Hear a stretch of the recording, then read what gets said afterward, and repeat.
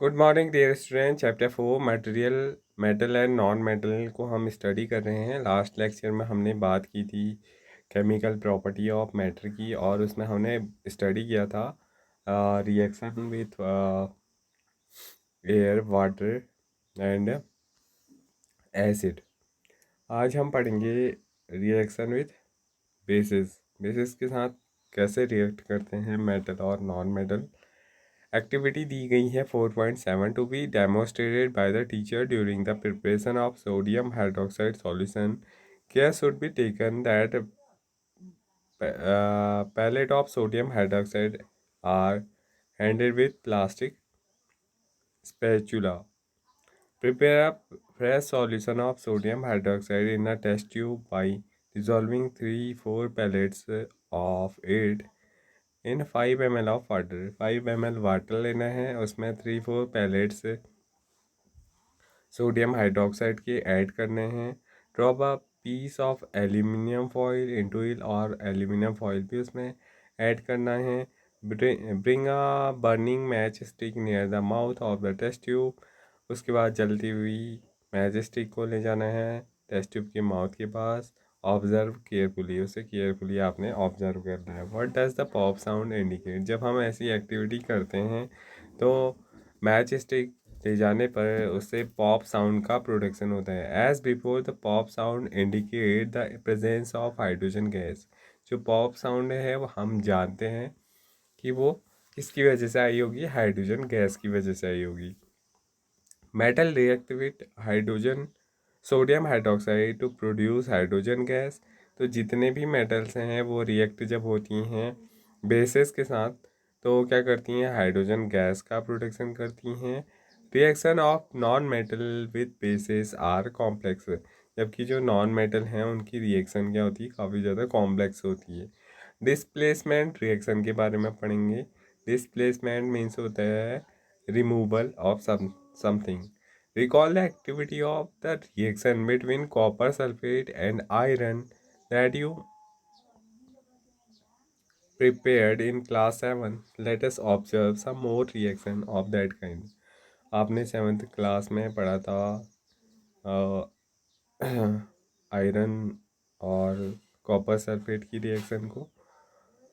Activity 4.8 में हम कुछ और एग्जाम्पल देखेंगे। Take 500 ml beaker and label them A B C D E.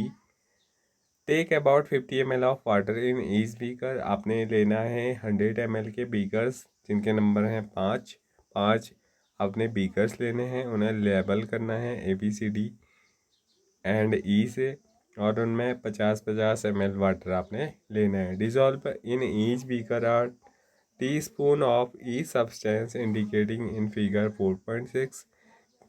4.6 में जो भी आपका सब्सटेंस दिया गया है, बीकर ए में आपने कॉपर सल्फेट, बीकर बी में कॉपर सल्फेट और आयरन नील को ऐड करना है। फर्स्ट में जिंक ग्रेन्यूल को ऐड करना है। थर्ड वन में आपने जिंक सल्फेट और कॉपर ट्यूमिंग को ऐड करना है। आयरन सल्फेट डी वाले में, साथ में उसके कॉपर ट्यूमिंग को ऐड करना है। जिंक सल्फेट और आयरन नील को आपने बीकर ई में ऐड करना है।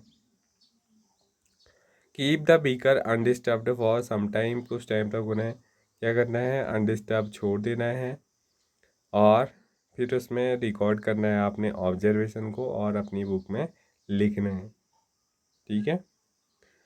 What change do you observe in the various speaker. आपको क्या चेंज दिखाई दिया। You have read that one metal displace another metal from its compound इस इन एक्वस सॉल्यूशन। क्या होता है डिस्प्लेसमेंट, रिएक्शन के दौरान मेटल जो हैं वो डिस्प्लेस करते हैं अदर मेटल को, अनदर मेटल को उसके कंपाउंड में से, जब भी एक्वस सॉल्यूशन प्रिपेयर किया जाता है। हमने क्या किया, वाटर लिया, वाटर में हमने एक कंपाउंड को ऐड किया, मेटलिक कंपाउंड को, और उसमें हमने दूसरा मेटल ऐड किया। तो ऐसा करने से एक मेटल क्या करता है, डिस्प्लेस करता है दूसरे मेटल को उसके कंपाउंड में से।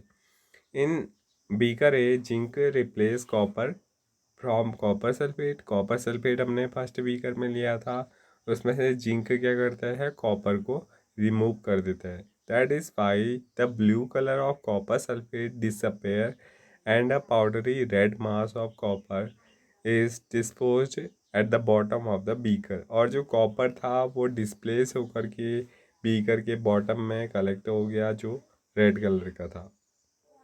This reaction can be represented as follows. इस रिएक्शन को हम रिप्रेजेंट की कर सकते हैं। Copper sulphate CuSO4 blue colour का एक कंपाउंड है।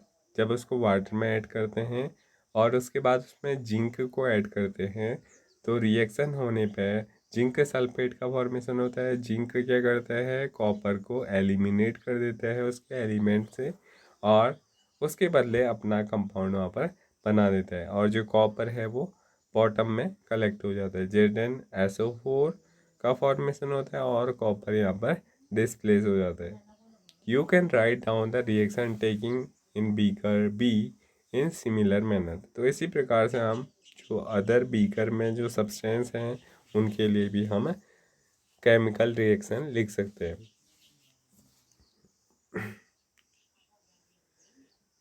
There could have been displacement of zinc by copper in beaker C। Beaker C में क्या हो रहा है, बीकर सी में जिंक जो है डिस्प्लेस हो रहा है कॉपर के द्वारा, and by iron in beaker E. और बीकर ई में आयरन क्या कर रहे हैं, जिंक को डिस्प्लेस कर रहा है। Similarly from iron in displace in copper in beaker D. और कॉपर को आयरन डिस्प्लेस कर रहा है बीकर डी के अंदर। Since we do not see any change in the beaker C we can infer that copper is not able to replace zinc from zinc sulphate. But why when zinc can replace copper in beaker A? Why cannot copper replace zinc in beaker C? तो beaker C में आपका जो zinc है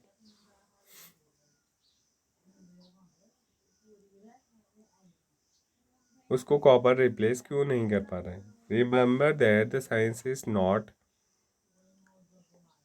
arbitrary, it follow definite rule based on fact, and the rule here is that zinc is more reactive than copper।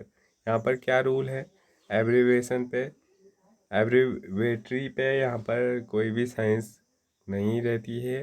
Science हमेशा क्या होती है, definite rules पे चलती है। यहाँ पर जो रूल फॉलो हो रहा है वो ये है कि जो जिंक है वो ज़्यादा रिएक्टिव है कॉपर से एंड आयरन से। ना तो कॉपर ना आयरन से ज़्यादा क्या है, जिंक रिएक्टिव है। A more reactive metal can replace a less reactive metal. तो हमेशा जो ज़्यादा रिएक्टिव मेटल है वो कम रिएक्टिव मेटल को क्या कर सकता है, रिप्लेस कर सकता है। But A less reactive one can not replace a more reactive metal. तो इस प्रकार से जो लेस रिएक्टिव है वो रिप्लेस नहीं कर पाएगा ज़्यादा रिएक्टिव मेटल को। Now you can understand why there are no displacement reaction in beaker D and E also। तो इस प्रकार से आप जान पाएंगे कि beaker D और E में displacement reaction क्यों नहीं हो पा रही है। Can you guess the sequence of metal from more reactive to less reactive among zinc, iron, copper? तो क्या आप बता सकते हैं कि आप इन तीनों में से जिंक, आयरन और कॉपर में से कौन ज़्यादा रिएक्टिव होगा और कौन कम रिएक्टिव होगा? तो ये था आपका आज का लेक्चर। इससे आगे हम नेक्स्ट वीडियो में पढ़ेंगे। Thank you.